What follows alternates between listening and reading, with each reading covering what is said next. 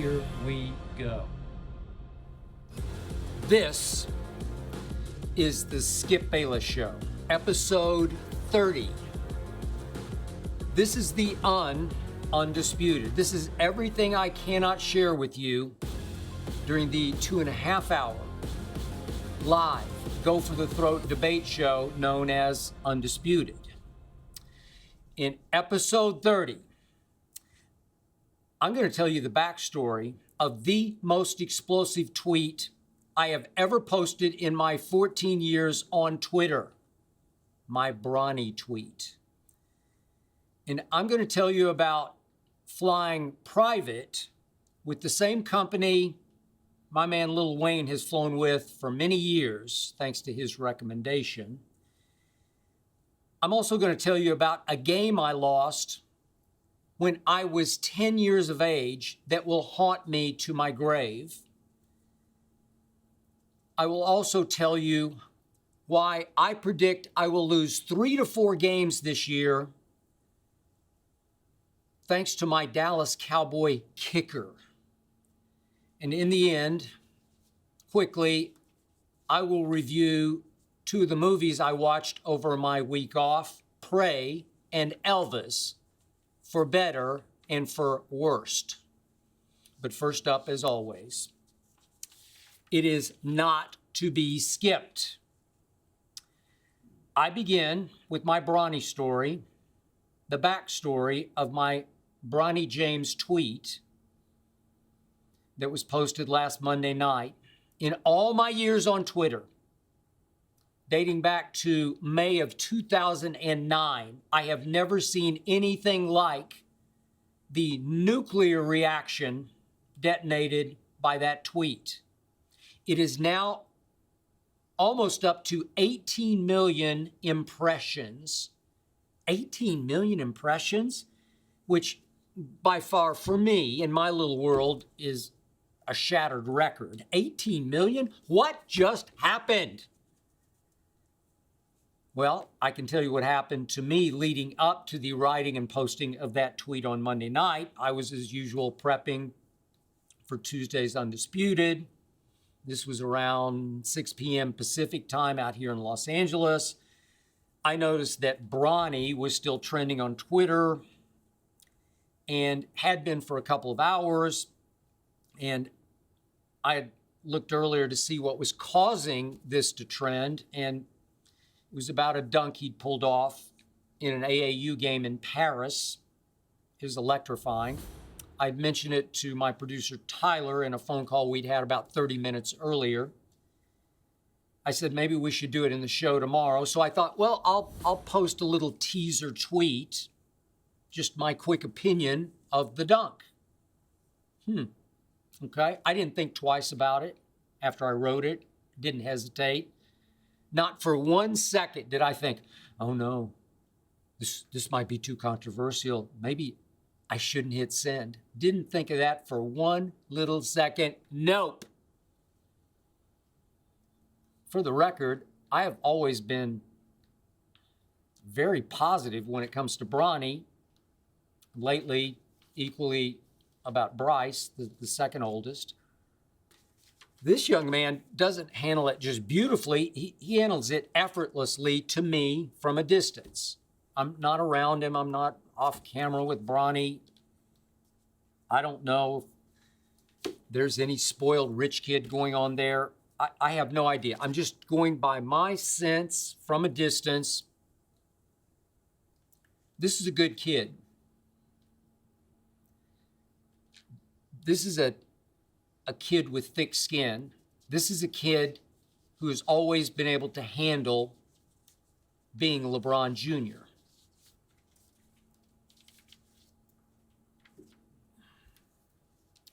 And I do, for once, agree with my debate partner, as I call him, LaShannon Sharp. He's the biggest LeBron fan. But I agree with what he says repeatedly about Bronny's highlights. Every time I see one, it looks like Bronny is getting better and better. So my Monday night tweet was delivered strictly in the spirit of, hey kid, you're on the verge of becoming something, and now you got to take it to the next level. So my tweet said, "Hey, Bronny, impressive. But your dad would have dunked it left-handed. You sure got away with it, though." That's my tweet. At worst, it was pretty gentle, constructive criticism. At best, it was just an encouraging comment. So on that highlight, as you've probably seen by now, Bronny goes coast to coast. AAU game in Paris. Gets up a full head of steam, crosses over a defender, attacks the basket going left, dribbling with his left hand, and quite suddenly, out of the blue, he dunks the ball with his right hand. Kaboom! Right in the face of said defender, who looked to be about, 4 to 5 inches taller than Bronny, who's right now listed at 6'3"-ish, right in there. Other kid had to be 6'7", 6'8". So obviously, we're doing basketball 101 here. The safer dunk, the conventional move, would have been to dunk it left-handed. All the while shielding off said defender with your body and using your offhand to slam. That's the conventional move. Basketball 101. Most good NBA, most good college players, I believe, would have just gone up and slammed it left-handed for safety's sake, because obviously Bronny was risking eating his dunk attempt. I mean, if you have a kid 4 or 5 inches taller than you, closely trailing you, and you dunk right into the teeth of his defense, he very likely is going to get a hand on basketball. Maybe basketball is going to hit you back in the face, in your face. Bronny, it's classic 101 basketball. But he dunked it so quickly, so shockingly, unexpectedly, he did get away with it. And it brought the house down. And it brought the house down back in Brentwood, California, not far from where I sit right now, in LeBron's palatial estate, because he tweeted in all caps, "Oh my goodness, Bronny." Yeah, oh my goodness. So just for the record, as I often have said on Undisputed, a main reason LeBron would have dunked it left-handed is because LeBron is left-handed. Natural born lefty. I always call him ambidextrous because he is equally skilled with both hands. Naturally left-handed, shoots right-handed, ambidextrous. Maybe LeBron should try shooting left-handed sometimes. I don't know. That's a topic for another day. But the point is that, yeah, most people, starting with LeBron, would have just slammed it left-handed because it's the conventional way to fly.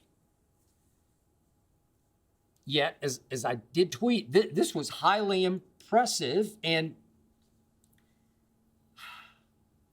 so for the next couple of hours, I didn't think twice about my tweet. Seriously. I didn't watch it. I didn't study the analytics of it. I didn't care. I thought it would come. I thought it would go.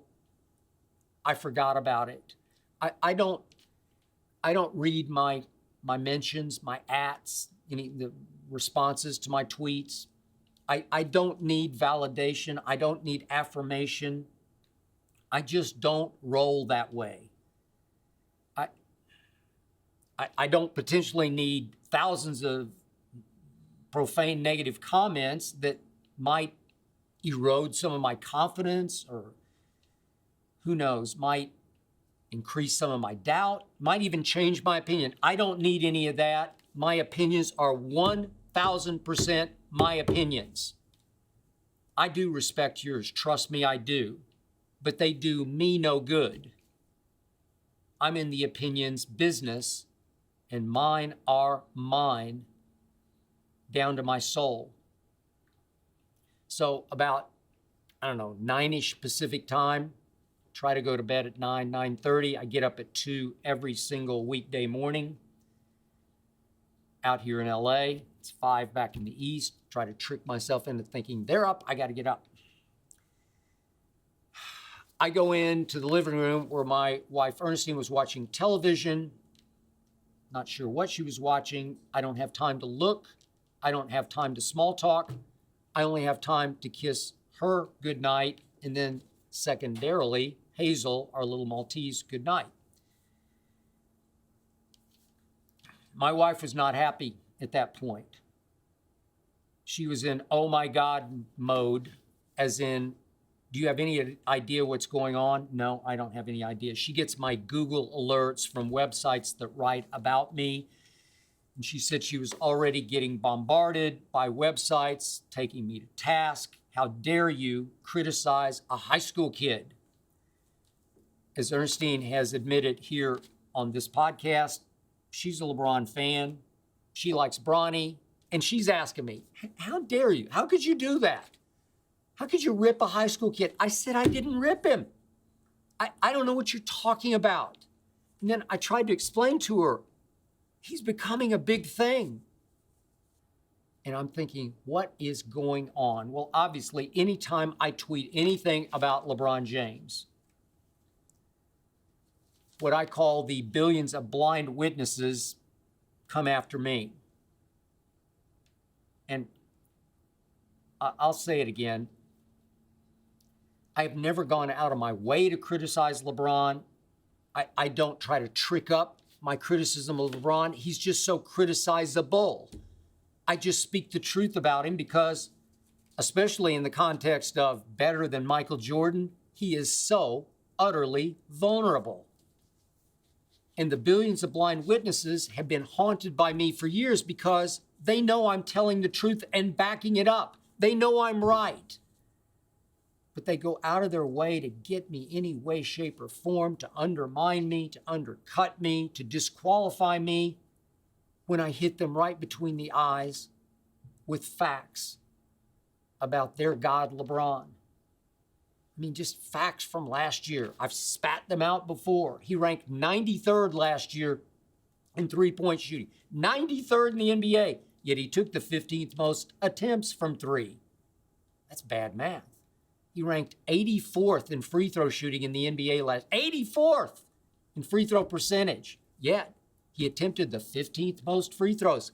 That's bad math. That contributes to 33 and 49, the final Lakers record. I mean, I'm putting it mildly. I'm being nice when I say LeBron has always been a below average shooter from three and the free throw line. And don't get me started on clutch gene. Since LeBron came into the league, no one has missed more late and close shots than LeBron James. Yes, he has hit a few, but he has taken so many and missed so many late and close free throws, so many more than anybody else since he entered the league. So many meltdowns and playoffs dating back to that final series against Boston, his first go-round in Cleveland, 2011 against the Dallas Mavericks in the finals. Just don't get me started. Meltdown after meltdown. I'm sorry, I just tell the truth about LeBron. And yet, I guess the reaction on Monday night, mushroom cloud of reaction, was from all the billions of blind witnesses, oh, now you're going to start criticizing his poor kids. Because I see three big storylines this year in the NBA. Number one, where will Kevin Durant play? Number two, will the Lakers be able to pull off a trade of Russell Westbrook for Kyrie Irving? And number three, that could be number one, will LeBron be able to play with Bronny? It's LeBron's final dream in the NBA. He talks about it constantly. He fuels, or rocket fuels, the narrative. Yeah, I got to play with Bronny. Well, obviously, we need to start considering, is Bronny good enough to play with LeBron? Is he good enough to make an NBA team, to be drafted in the first or second round by an NBA team, to last with an NBA team past 1 year? Because Bronny is entering his senior year at Sierra Canyon, the basketball factory out here, the powerhouse out here in Southern California. Bronny turns 18 on October the 6th. It's right around the corner, 18 years of age. LeBron James was playing in the NBA at age 18, scoring 25 on that opening night at Sacramento at age 18. Well, Bronny's no baby anymore, and Dad wants to play with him? Well, so I assume Dad thinks he could be, will be good enough to play in the NBA? It's time to start talking about it, thinking about it, evaluating it. I mean, Bronny, believe it or not, if what I read on the internet is to be believed, Bronny is 7 months older than Arch Manning, who's obviously the nephew of Peyton and Eli, grandson of Archie Manning. Arch Manning obviously became a big national story here recently when he opted not to sign with Peyton's Tennessee or Eli's Ole Miss, Archie's Ole Miss. He opted to sign with the University of Texas.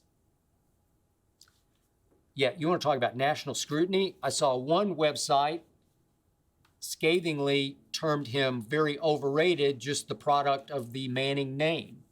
Oh, okay, so Arch is 7 months younger than Bronny, and he's already undergoing that kind of scrutiny. And remember, LeBron has never tried to protect Bronny, and I've admired that from the start. No, he's thrust him right into the spotlight on every form of social media, including Bronny's own social media. All the Proud Papa social media clips posted, LeBron dunking, and then Bronny and Bryce dunking, the Laker facility recently. And remember, there's a reality show called Top Class. I have not had the pleasure yet or time to watch it, but I know all about it because it's executive produced by LeBron and Maverick Carter and often features Bronny in the reality show of playing basketball. It's about the basketball program at Sierra Canyon. So, my God, LeBron has fire tested his kid. He's thrust him right into that blazing hot spotlight, and he's forced him to get used to the onslaught of publicity and paparazzi that comes with being the most famous high school basketball player since LeBron James. Bronny is. I don't care. I'm not saying he's the best or threatening to be the best. The most famous high school basketball player since LeBron is LeBron Jr., as in Bronny. I mean, LeBron just said, hey, sink or swim, kid. Threw him right in. And not only is the kid swimming, I think he's backstroking. So go, kid, go. But in the end, is it inbounds to start asking, will Bronny actually grow into an NBA caliber point guard? Sure it is. I mean, LeBron sure thinks he's going to. So for the record, checking the local, the internet websites, class of 2023, Bronny's class, Rivals.com, ranks Bronny the 57th best prospect in that class. 247 Sports, 49th, says Bronny is the 49th best prospect. ESPN has Bronny ranked the 39th best prospect in that 2023 class. So I'll say the composite of those three is around 50th best prospect. Well, obviously, that does not even project to be in a second round pick. So what's next for Bronny? Will he go to college for a year? It looked like he would have been bound for Coach K, but obviously Coach K has retired. So would he still go to Duke? Would LeBron like that, at least for the year? Would it be Coach Izzo at Michigan State? Maybe. Would he go to The Ohio State, LeBron's favorite school in Ohio? Would he stay out here, Bronny, and matriculate at UCLA? Maybe.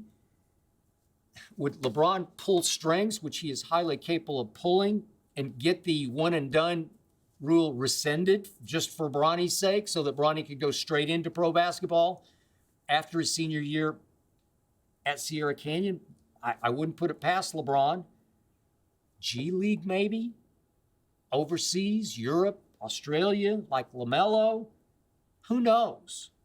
But this decision is going to have to come sooner than later because it's upon us.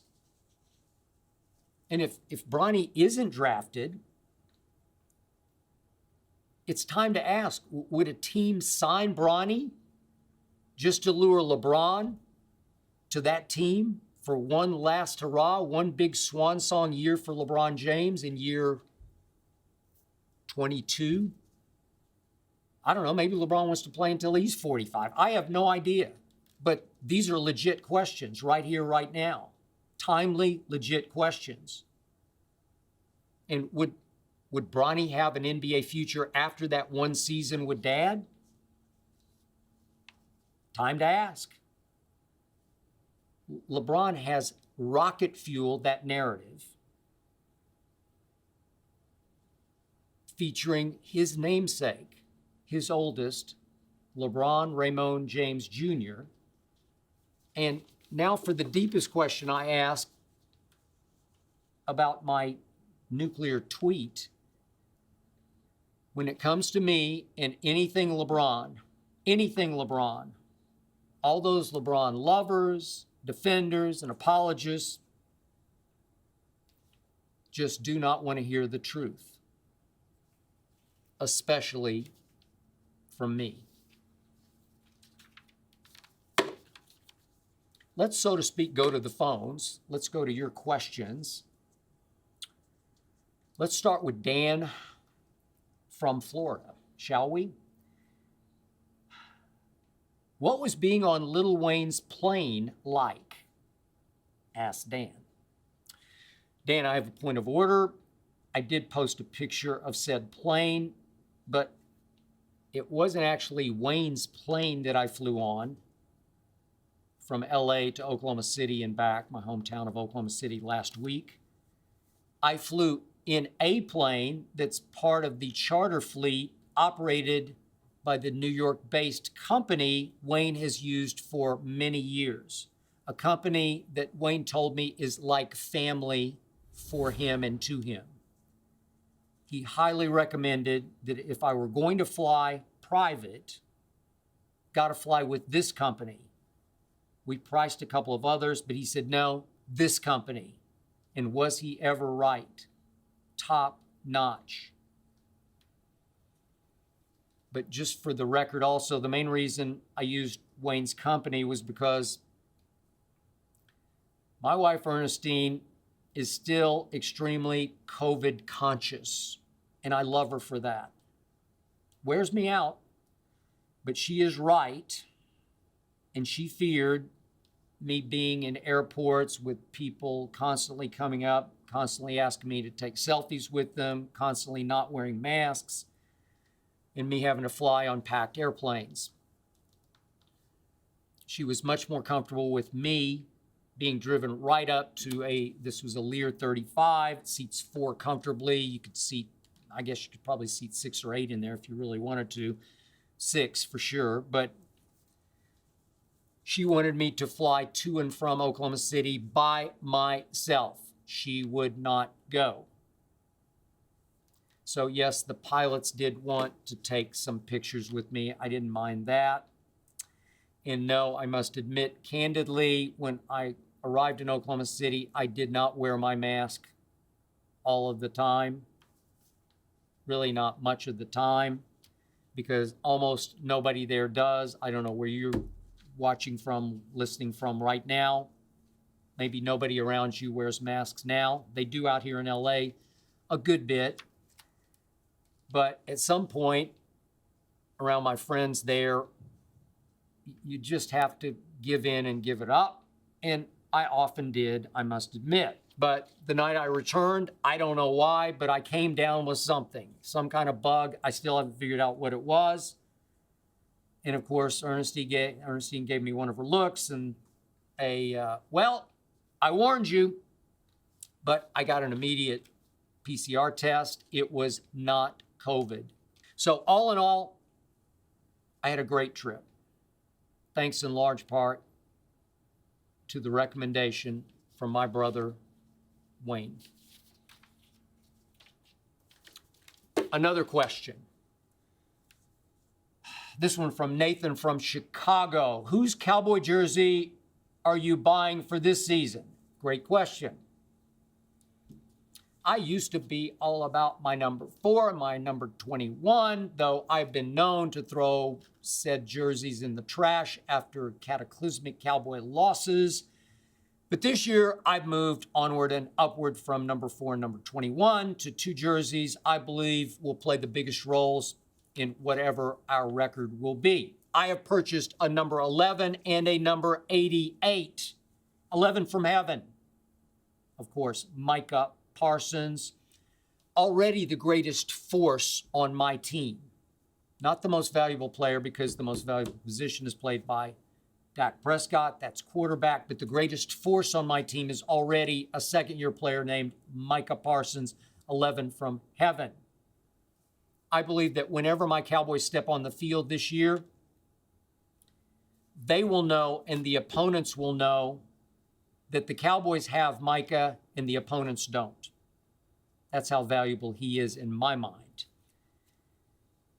The Cowboys will go as far as their defense takes them this year, and that defense will be driven by 11 from heaven. But on offense, the key, the playmaker, as in the jersey sake of the original playmaker, Michael Irvin, although Drew Pearson made a bunch of plays in his day, must be the newest 88, C.D. Lamb, who must play like a lion in the wake of Amari Cooper and Cedric Wilson, and now Michael Gallup being out for however many games to start the year, coming off ACL repair, and as Ezekiel Elliott's career wanes. I put that nicely, wanes.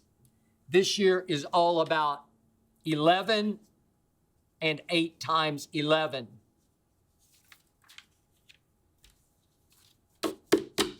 And now, in honor of the Little League World Series, in my trip last week back to my roots, my stomping grounds in Oklahoma City, allow me to tell you quickly the story of the worst loss I ever suffered, the worst in my life. A loss I suffered when I was all of 10 years old, a loss that haunts me to this day and will haunt me to my grave, trust me. This loss came painfully to mind on my trip back. This loss always comes up soon after I touch down in Oklahoma City. This loss always comes up when I return to play the golf course I grew up on, Lincoln Park. The East and West courses just celebrated their 100th anniversary, the big tournament over the weekend. Congratulations to them. To me, it's the greatest public course in the world, but that's just me.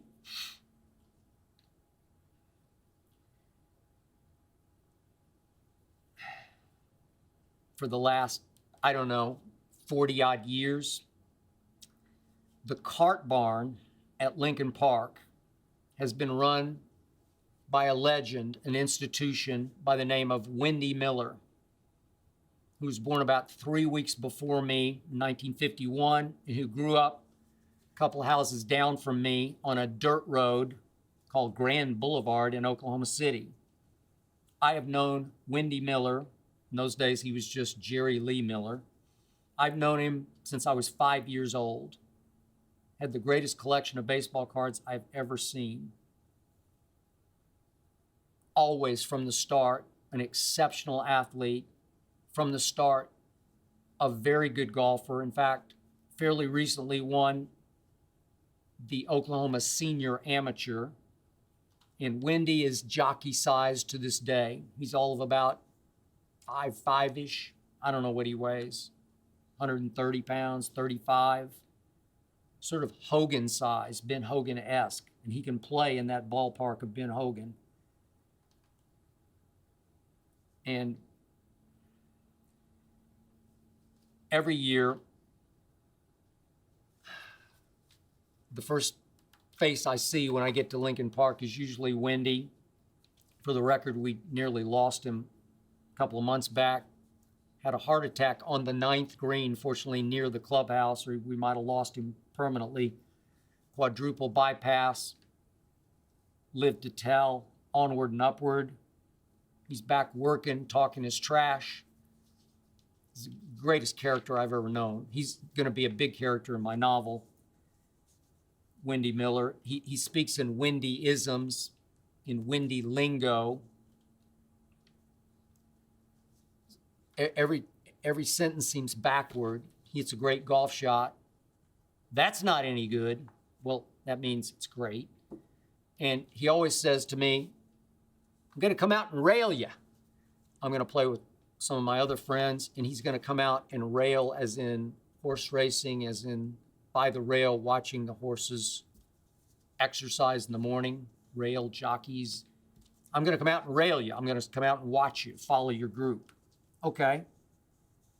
So I see Wendy this time, and we hug. How are you? How are you? And not a minute later, we look at each other year after year, and we simultaneously say, Ridgeview, Ridgeview. And for the next 10, 15 minutes, we commiserate about losing that game to the Ridgeview Rams when we were 10 years old. We played for our grade school team called the Mayfair Chipmunks. I know it sounds like a silly name, but it wasn't silly to us. We played in t-shirts with red lettering, Mayfair Chipmunks, and with a little red chipmunk back on its haunches eating a nut, all in red. To this day, we have chipmunks pride. And over the course of our first 3 years playing for the Mayfair Chipmunks, not only did we not lose a game, we never came close to losing a game. We were the Yankees of Oklahoma City. We were the Mantle Maris Yankees of that day.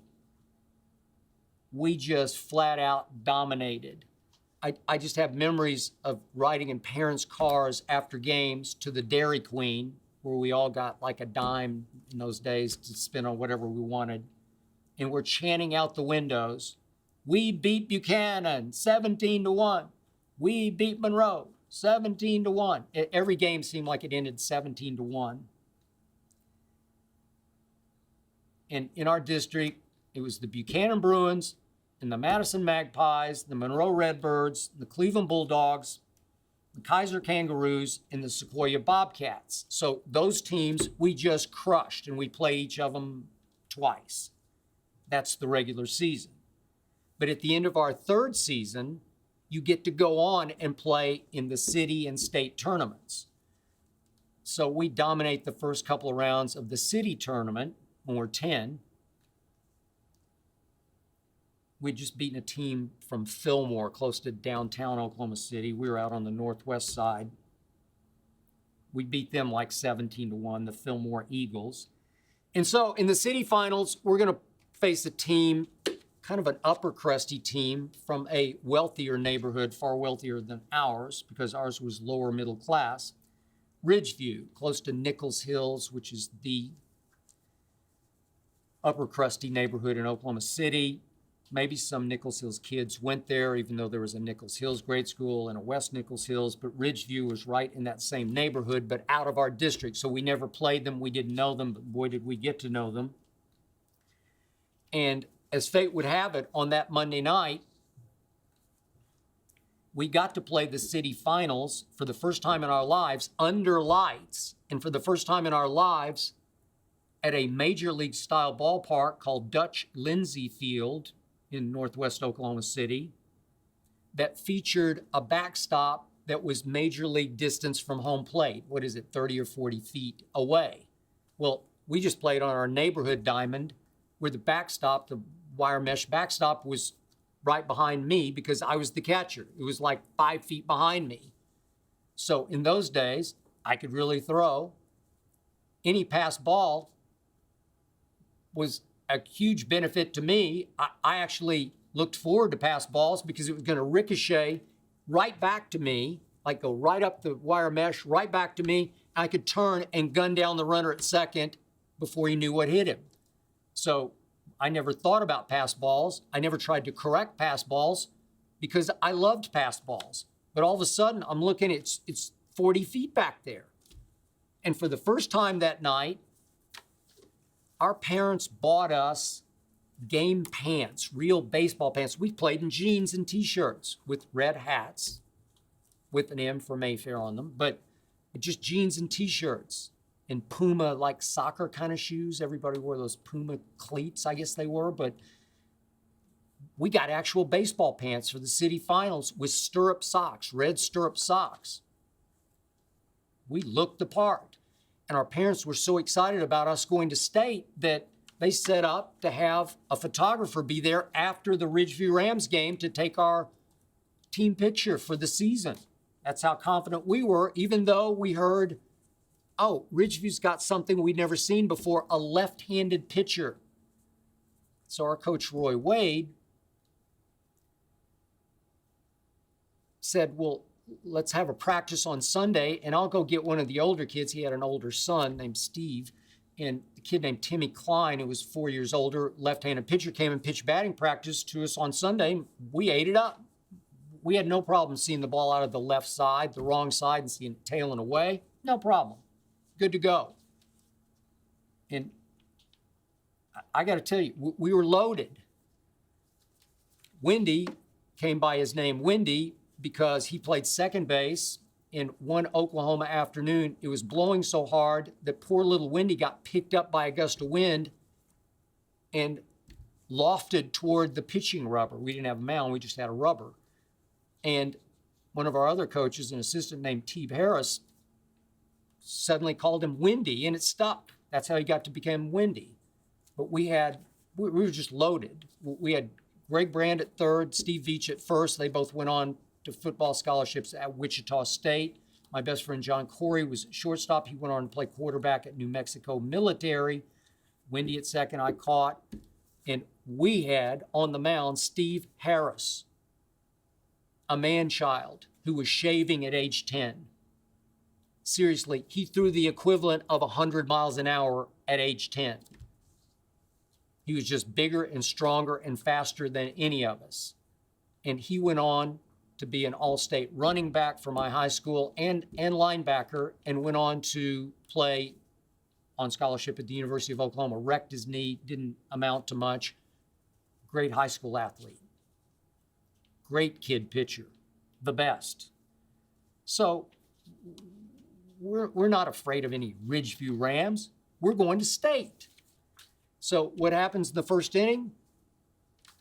I come up with a couple of men on. Steve Harris was on first. I believe Greg Brand had led off, was on second. And they had a left-handed pitcher named Mark Stanley who went on to pitch at Oklahoma State. He was really good. But I could see the ball coming out of his hand just fine. I hit against him all the way up through high school. I always hit him pretty well. And I caught one right on the screws and belted it between left and center in the gap all the way to the fence. We'd never had an outfield fence. We played on open lots. And everybody ran, and Greg Brand and Steve Harris scored, and I had a 2-run triple in the bottom of the first inning. And we led 2-0. And we continued to lead 2-0 throughout the game because every time we had men in scoring position, we couldn't get the hit that opened the floodgates the way we opened them on all the teams in our little league. So now we come to the top of the last inning. And now, for whatever reason, Steve Harris gets a little wild. And now I get real shaky-handed because it's the first time in my life I'd felt any pressure, because I'm glancing over my shoulder as the catcher thinking, man, it's a long ways back there. And one thing leads to another, and maybe there was a wild pitch or two, but there were pass balls 6 or 8. And without getting a hit in the top of the last inning, Ridgeview Rams are running wild. And pitch after pitch, It's under my legs. It's to my left. It's to my right. And I find myself throwing off my mask, scrambling back into the darkness 30 or 40 feet after pass balls, diving in the grass after them, my shin guards clanking against each other. My chin protector hit me up under the chin. My chest protector hit me up under the chin. It was a nightmare, a desperate nightmare. And every time I retrieved the ball, sliding in the grass, and turned to throw to Steve Harris covering home plate, another jubilant Ridgeview Ram was crossing said plate. When I came to at the end of the top of the last inning, Ridgeview led 4-2, and we had the bottom of the order coming up in the bottom of the last. And Mark Stanley made short order of the bottom of our order, 1, 2, 3, over and out. And the Mayfair Yankees, as in Chipmunks, had to stand there in horror watching the Ridgeview Rams. I got to know all of them. Freddie Daniels, Mike Kaiserman, Steve Cargill, Stan Lawrence. I got to know all of them. I had to watch the Ridgeview Rams celebrating, jumping up and down on the pitcher's mound. They were going to state and we weren't. And the photographer had been paid for and he was there. Most of our parents didn't have a lot of money. So once you pay for the photog, you take the picture. I have the picture somewhere. I've moved a couple of times. It's in a box somewhere. I didn't have time to dig it out. And frankly, I didn't have the heart to dig it out. But I have the picture. And every Mayfair Chipmunk is crying big tears. Tears are just dripping down our faces. Because that night was the first time we felt what it felt like to lose. It was the first time I felt what it felt like to flat out choke my guts out. I did. I was choking my guts out. And it was a shocking new experience because I had never experienced it in my life. We were stunned. We were horrified. We were devastated. We were so good. And we were so done. It was over. The Ridgeview Rams were going to state, and we weren't. And you may not believe this, but in a weird way, that loss has propelled me my whole life. It's propelled my career. It really sticks with me. And it really helps me to see Wendy Miller every summer and commiserate and talk about how did we lose that game? And I, unfortunately, have a pretty good idea how.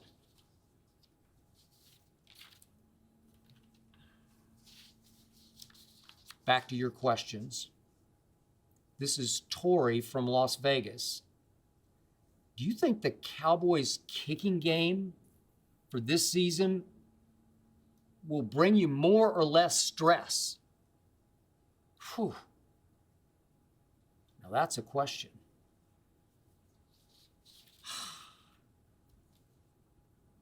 My man, Brett the Fret Maher, as I nicknamed him, is back kicking for my Cowboys. Like Freddy Krueger, he strikes again. Nightmares will ensue. So, quick preface. Anyone who's followed my career knows my stance on this. I hate kicking. I don't hate kickers. Jay Feely once thought I hated kickers. No, I don't hate kickers. I just hate kicking in football. I hate it. I want to eliminate it. Not punting. I'm good with punting because punting is a strategic necessity. It's really an art form. It does require catching the ball from quite a distance from the center snap. It requires full body athleticism and launching a sort of a smart bomb kick to an exact spot on the field. Punting doesn't directly impact the scoreboard, but place kicking sure does, to a fault. Little guys who have nothing to do with football trot onto the field after these battered Warriors have fought their guts out for 59 minutes and 59 seconds, and these little guys win or lose the game by trying to make a gimmicky kick off the ground through two gimmicky uprights. It's lunacy. It's silliness. It's beneath the dignity of football. But it got grandfathered in, and now everybody accepts it. It's wildly exciting for all the wrong reasons. But now it's part of football, and I can't stop it. I can't eliminate it. All I know is if I owned an NFL team, trust me, I am prioritizing finding the greatest kicker ever. I'm going to pay him accordingly because he's going to win or lose me a lot of games, hopefully win me a lot of games. I want Justin Tucker. And I'm going to pay him like a star because Justin Tucker, as we know, is pretty much automatic from anywhere inside 60 yards, right? He tilts the playing field. He can't play football, but I can't stop that. The rules are the rules. The bylaws are the bylaws. Kicking is here to stay. And I hate it. But I embrace it if I'm an owner because it's going to change my life. You trust me on this. My kicker this year, my Dallas Cowboy kicker, will win or lose 4 or 5 games. It could be 6 or 8 games. But Jerry Jones doesn't get it. Jerry Jones treats kickers like dime a dozen and pays them like dimes a dozen. And so we always have this revolving door of rejects. And it blows my mind because it boggles my mind that these guys are going to decide my fate. The definition of the fine line in pro football between playoffs or none, the definition is the place kicker. So in 2018 and 2019, I suffered through Brett the Fret. Now, he made 49 of 66 field goals, 74%, not bad, but he missed so many crucial ones. Remember the one at Washington in 2018? The long snapper gets a bogus penalty called on him, so a 47-yarder turns into a 52-yarder, and he hooks it wide left, would have forced overtime. It was just again and again one of those things. He was very accurate on his PATs, his extra points. He was 68 of 69, so at least he had that going for him, unlike Greg the Leg Zerline, who was Greg the Rotten Egg when it came to extra points. He missed so many in 2021 that finally he's gone. These are chip shot extra point kicks. That's why he's now kicking for the Jets and no longer with the Cowboys. So I thought through the whole offseason, the Cowboys were going to go with this kid, Jonathan Garibay, out of Texas Tech, undrafted, of course. Cowboys would never spend a draft pick on a kicker. I would, but they don't. But by August 9th, Jonathan Garibay had failed Cowboy camp, and he was gone. Okay? So now what? Brett the Fret's back?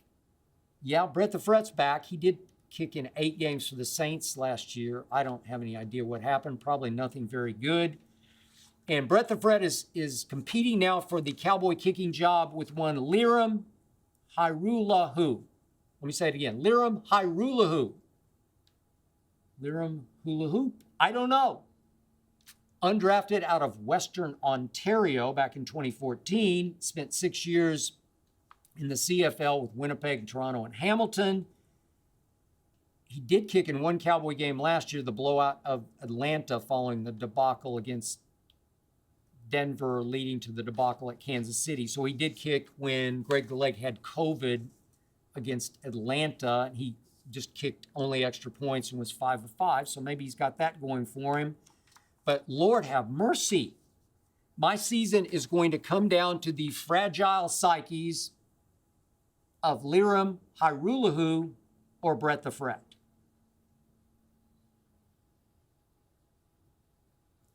Where's Justin Tucker when I need him? Ask Jerry Jones. I don't know. So you watch. Please watch. My kickers will kick me right in the stomach once again this year. That is my prediction. Right in the stomach. I hate place kicking. I hate it. Harry from Seattle, you're up next. Are you going to do a how about them Cowboys on the podcast this season when they win? You bet I will.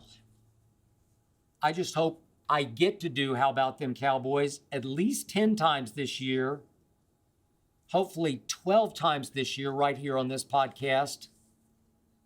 But if Brett the Fret has anything to do with it, I'll be lucky to do how about them Cowboys 8 times. Couple of quick reviews before we go. During my week off, Ernestine and I watched 2 movies. We watched several more, but I'm just going to comment on 2 because the first one was a very pleasant surprise. It's called Prey. It's on Hulu. It's the prequel to one of my all-time favorite movies, Predator. Didn't like the subsequent Predators, but the original Predator, Schwarzenegger and company, Prey lived up. Prey is set as a prequel in 1719 when a tribe of Comanches, who, trust me, were the fiercest fighters and hunters ever to walk the land. I recommend the book Empire of the Summer Moon, not for the squeamish. But these Comanches in Prey find themselves being hunted by this mysteriously invincible predator. Amber Mid-Thunder is sensationally convincing as a young woman who wants to be accepted, wants to prove herself as a hunter. She takes this movie over. Dakota Beavers is equally powerful as her brother. It is intensely bloody, with stunning action sequences featuring a wolf and a bear and a mountain lion, and for that matter, a snake. But it's necessary blood, not gratuitous. Prey is sensational. I give it an A. But forgive me, I wasn't nearly as taken by Elvis. Ernestine and I did not see Elvis in a theater. We watched it at home, and we did not finish it. We found it unwatchable. We found it choppy and disjointed and chaotic and confusing. All style was shaky at best substance. It is narrated in a stilted Dutch accent by the great Tom Hanks as Colonel Parker, the Svengali of Elvis's career. But this is by far the worst role of Tom Hanks' great career. Cardboard cutout of a role. A character who all but needed actual dollar signs flashing in his greedy eyes. It's a pathetic portrayal. I will give Austin Butler full credit. He nails Elvis's Tupelo accent. But in the end, I'm sorry. I know Baz Luhrmann is supposed to be an auteur, creative genius, operating on a higher plane. I get all that. I didn't see Moulin Rouge, but I did see Elvis. Maybe Elvis is way over my head, but Elvis made my head hurt. One final quick story about my trip back to Oklahoma City. I have another ritual I observe. Try to get together with two very old friends of mine, two people who were actually in my kindergarten class at Mayfair Elementary, two lifelong chipmunks.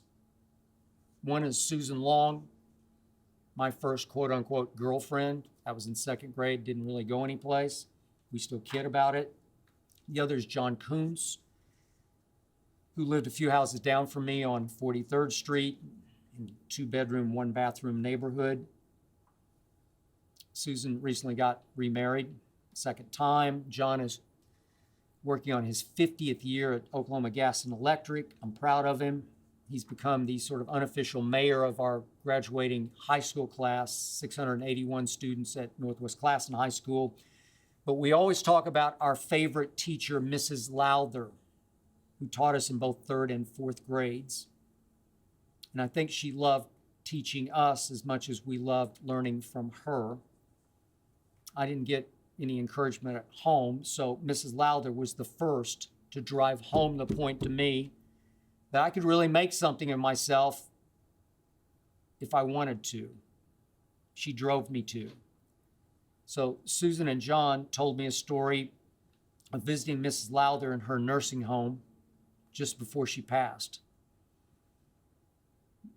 They said she didn't remember at that point them or much of anything else. She just couldn't remember much. But she did tell them that she was comforted by the fact, and I quote, that Skip Bayless lives across the hall. They were a little confused, but nodded along.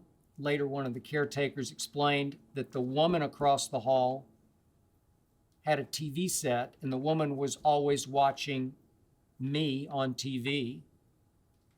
And Mrs. Lowther had occasionally seen me across the hall on that TV.